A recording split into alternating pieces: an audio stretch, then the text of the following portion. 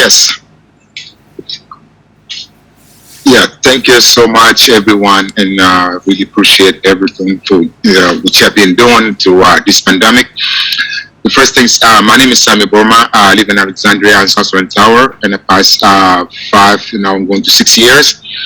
Um, Before we struggling working 2 to 3 jobs to cover our rent and our family and our kids. But when the pandemic hit, the whole life, turned around, especially with rent and putting the food on the table. I work as a chef, National Institute of Health, and I work as a Uber driver, and I work as an organizer with Local 23 years part time. So when the pandemic hit, it's a completely switch, my life and a lot of our brother and sister life around, so during the pandemic, it's really we struggle, to catch up for our rent and catch up for food and how to, keep the roof top our family.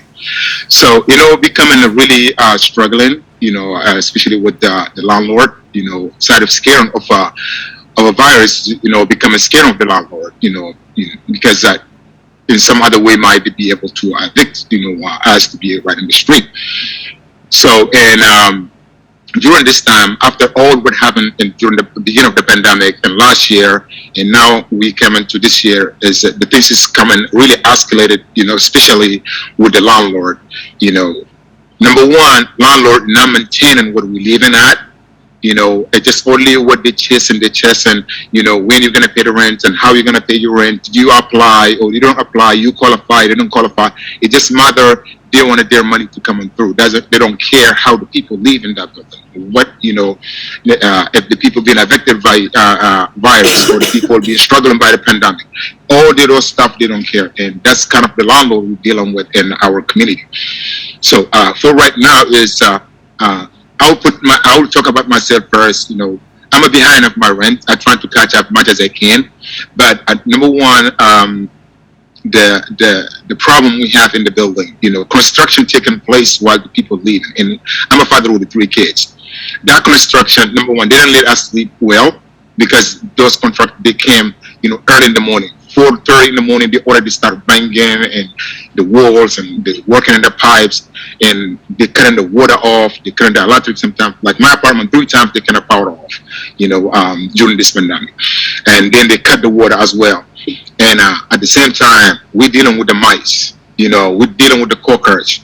I have leaks in my roof in the past month and a half, and I reported to the maintenance. I reported to the managers, for them to come and fix it. But up to date, until now, it's not been fixed. It's still that hole in my roof is still there, So that's one of the landlord we didn't have. But whenever we go talk to them, they're looking around, it's like, okay, did you catch up with your rent? Did you pay your rent? Did you renew your lease? And at the same time, they don't allow you to renew your lease because you are behind. So that's kind of the landlord we dealing with right now and during this pandemic, So not only me, there's a lot. I'm a one of the organizer. I've been dealing with almost than over 100 people or less than that. All with the same problem: the cockroach, mice, mold, trash rooms. And our dumpster when they be built up side of mice. Now we start having rats. At our loading dock. Later on they're gonna start coming inside the building, and then we have a kids. So what we worry about in our family and our kids, those things when they build up, they're gonna cause more sickness into our kids. And the construction that taking place, they pop up the walls, and these walls they've been kind of like for years. It's old walls. If we break them, there's a lot of dust come out of it, and they will cause a lot of people sick. When we mention to them, they don't care. They don't care about it. So that's kind of landlord we're dealing with, because whenever we talk with them, there's no answer, no response, and all the time is a pushback for you're still behind in your rent. So why are you talking about it? And we come to the rent situation. They keep raising the rent every year, and the first year was 1%. Now they become 5%. Increasing the rent. And if you are behind, you know, and depending what kind of apartment, if you 1 or 2 bedrooms, it's like mine is a 148, you know, late fee type of my rent, and the rents and there is really the way they're charging people really expensive, and they didn't maintain the buildings. And for right now, my 1 bedroom apartment, you know, my apartment it costs me almost 1,900 every month. The late fee and because I didn't renew my lease because they're saying I'm behind. That's why I cannot renew my lease. I have to catch up. Then I will renew my lease. And then that's, you know, after I catch up, I have to give them 60 days. Then I will renew my lease. So that's all during this pandemic piling up, and all tenants in South Sudan Tower, they make no one will be able to catch up with their rents. And we have hundreds of people until now. They haven't been called for their job, and we have another virus coming through. All right, the jobs, you know, they start limiting people again. Like in my job right now, they eliminate like almost 6 people. You know, they just stopped working like 6 months ago. Now they be eliminated back again.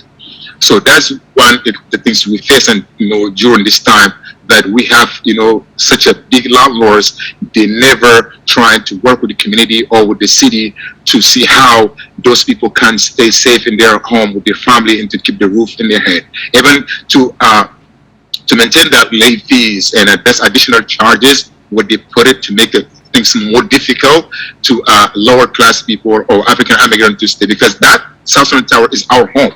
You know, we dominated, we built, we're trying to make it better. You know, that school, that area, all our kids, you know, go in that school. We're trying to maintain that area to be ours, to be affordable to our family, to our brothers and sisters. Because there's some people living there for years, 20, 25 years in that area, in that particular, you know, property.